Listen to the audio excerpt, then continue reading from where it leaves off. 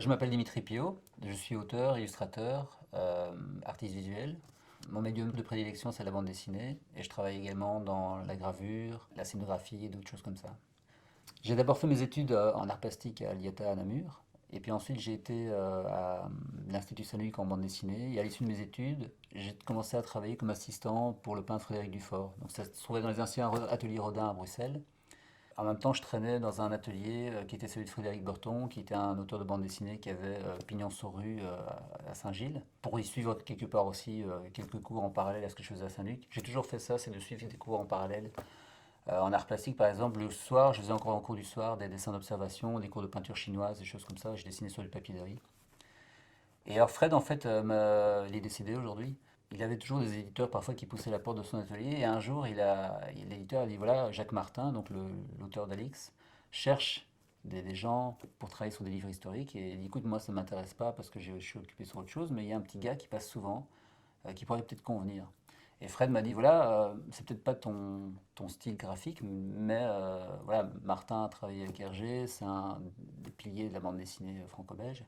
Et tu vas en baver, mais ça sera fédérateur, ça te mettra un pied à l'étrier, ça sera intéressant. Et de fait, j'ai travaillé avec Jacques Martin pendant 2 ans, ça a été des années très constructives. Et après, j'ai commencé à travailler sur Courrier des Dos, donc qui était mon album One Shot aux éditions Glénat. J'avais travaillé sur un dessin très réaliste et je réfléchissais comment faire la partie qui se passait au passé. Donc, c'est-à-dire, il y a une histoire d'amour qui se passe en deux temps, l'ère d'aujourd'hui et l'époque d'Edo. Et je voulais pas faire un espèce de flashback, l'espèce d'éternel sérail où on fait un flashback avec des teintes sépia ou des choses comme ça. Je voulais vraiment une coupure nette dans le style. Et en discutant avec Étienne Schrader, parce que j'aime bien toujours être accompagné et suivi par des gens dans le processus créatif, j'estime qu'il faut toujours quelqu'un pour nous aider à prendre du recul. Et Étienne Schrader m'a dit, je discutais, j'ai dit peut-être le style des estampes, il m'a dit, mais écoute, c'est une bonne idée, essaye. Et j'ai commencé à travailler ce style. Et Étienne m'a dit, mais fonce, ça fonctionne, parce qu'il fallait que ce soit crédible. Étienne m'a dit, bah, écoute, c'est crédible, ça fonctionne. Et c'est là vraiment que j'ai commencé à expérimenter le ukiyo-e. Bon, moi, de base, j'ai un dessin académique. C'est vraiment un dessin très réaliste, avec les codes de perspective classiques et des choses comme ça. Et le fait de travailler le ukiyo-e, ça permet de casser tout ce qu'on a appris. En fait, c'est ce qu'on a à l'école, hein. On nous apprend des choses académiques, à faire la bonne perspective, à faire les bons points de fuite, à avoir un dessin juste, l'anatomie exacte, c'est peut-être dans un corps, etc., etc. Mais à la fin, on passe toute notre vie à oublier tout ce qu'on a appris. Et ici, par exemple, ce que j'ai fait pour Corriere Deo, c'est que ça, c'est les premières estampes que j'ai faites. Bon, c'est un peu vieilli, il y a des choses qui ne fonctionnent pas, mais je suis allé vraiment vers ce style-là pour casser tout ce que j'ai appris.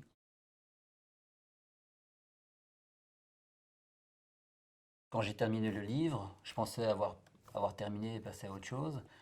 Et lorsqu'il y a eu le séisme du 11 mars 2011 au Japon, il y a eu un appel international qui a été lancé à des illustrateurs via une impulsion, via un éditeur, pour faire un livre et que tous les fonds seront reversés à des associations pour aider les victimes du séisme au Japon. J'avais fait un dessin euh, hommage.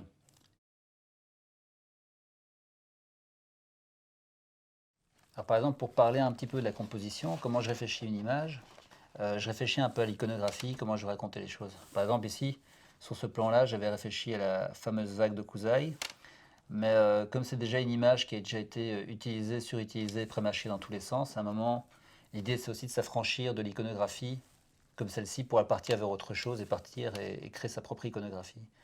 Et donc on réfléchit tant aux couleurs, aux symboliques, de quoi on veut parler, qu'est-ce qu'on veut montrer, et on regarde également l'iconographie même à l'époque qui a été utilisée par les journaux, les médias, hein, comme cette fameuse onde de choc. Et à partir de là, on, euh, on arrive vers le résultat final.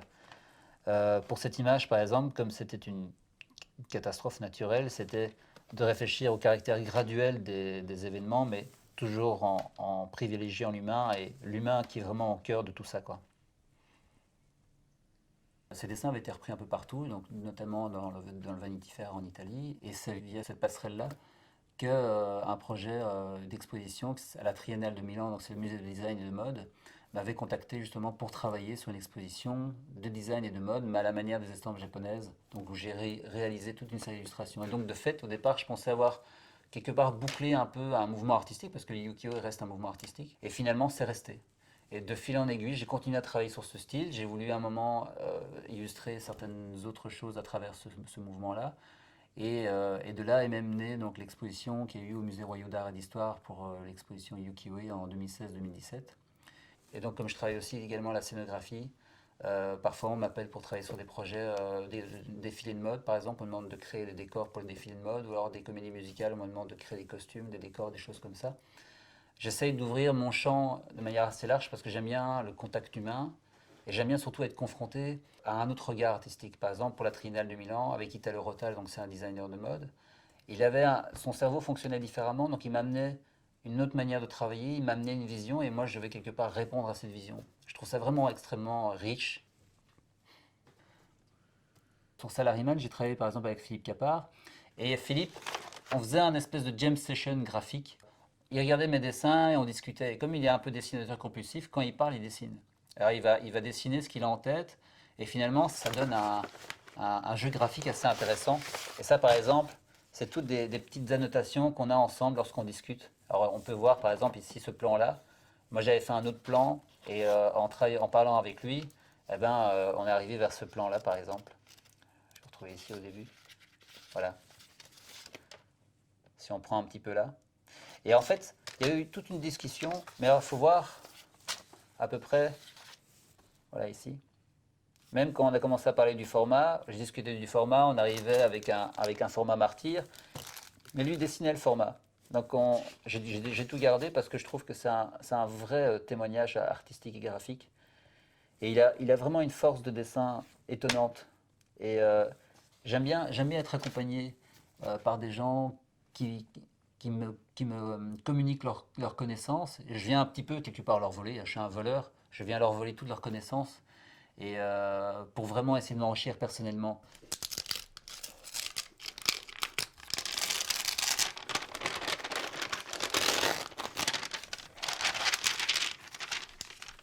Lorsque j'étais à l'école primaire, donc bon, il y avait plusieurs camarades japonais qui y étaient, mais j'avais un camarade avec qui on est devenus copains.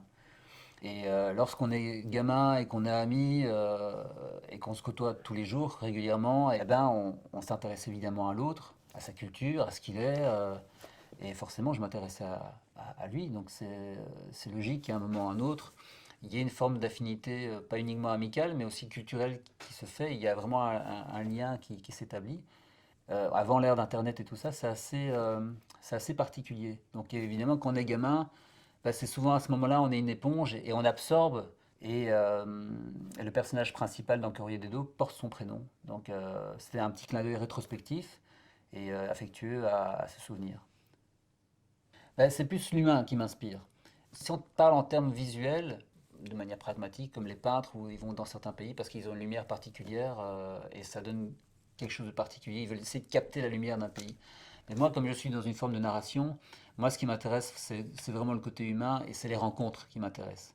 Et à partir de là, ça peut déboucher sur quelque chose. Donc évidemment, le voyage peut favoriser les rencontres, mais parfois, quand on va dans certains pays, il y a parfois la barrière de la langue, la barrière de la culture, et parfois, ça peut représenter un blocage. Mais de manière générale, de toute façon, moi, je privilégie le côté humain. Avant, le côté voyage, c'est vraiment vouloir rencontrer les gens. En fait, j'essaie de pas m'arrêter à des instruments bien particuliers. En fait, les instruments s'adaptent au projet. Par exemple, pour le ukiyo-e, ici, je ne travaille pas avec une estampe traditionnelle où je travaille sur une plaque de bois et je creuse avec une gouge pour avoir la gravure. Ici, je travaille vraiment sur une feuille classique. Je mets à l'encre avec une plume, par exemple, ou avec un pinceau. Et, euh, et après, je gomme, j'enlève. Ici, par exemple, dans le cadre ici, j'ai travaillé sur un calque pour parfois faire des recherches de couleurs. Mais une fois que j'ai ancré toute la feuille, je passe à l'ordinateur.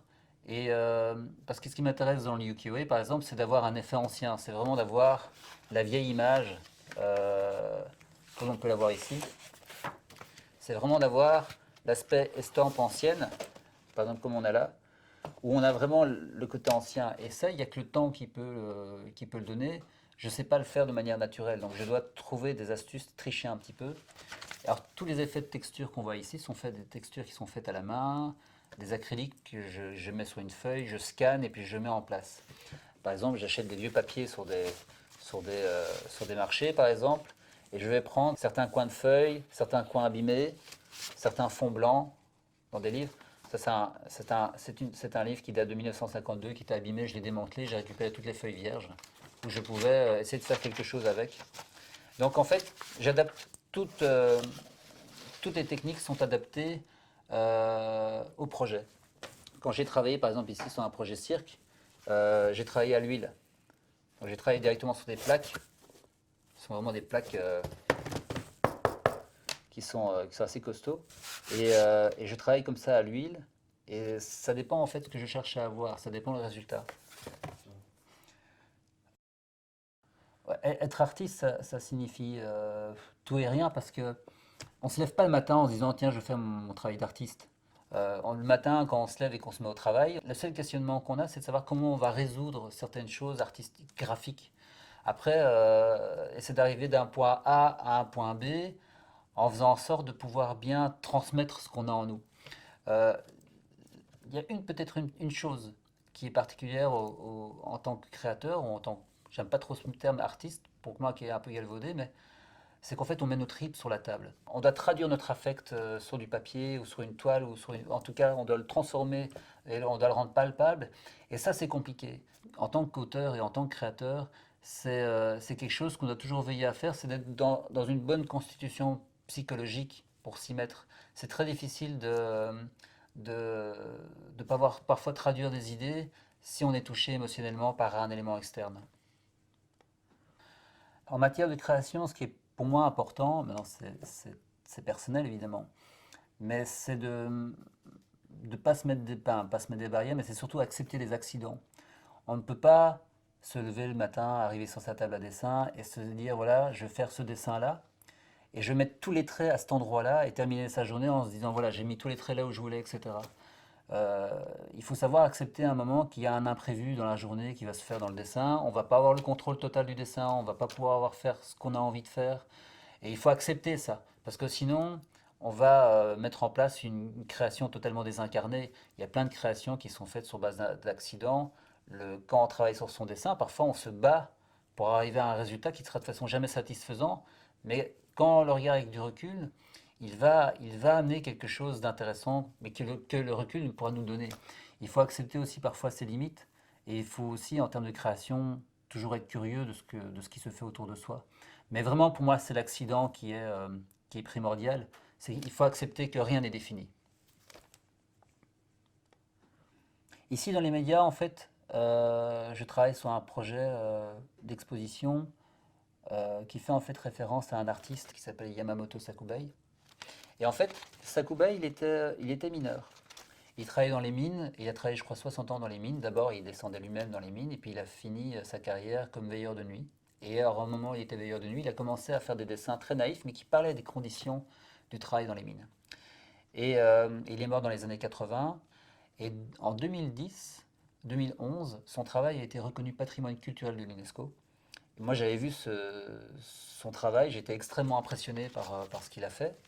Et alors, j'ai commencé à réfléchir, ça fait quelques années que je tourne autour, c'est à parler de la réalité de terrain ici en Belgique, donc dans le cadre par exemple du Bois du Casier, sur la réalité sociale, la réalité professionnelle, la réalité sociétale des travailleurs de la mine. Et donc j'ai commencé à me dire, je vais répondre artistiquement parlant à Yamamoto Sakubai à travers des dessins qui évoquent par exemple le Bois du Casier, mais à la manière du mouvement artistique ukiyo-e.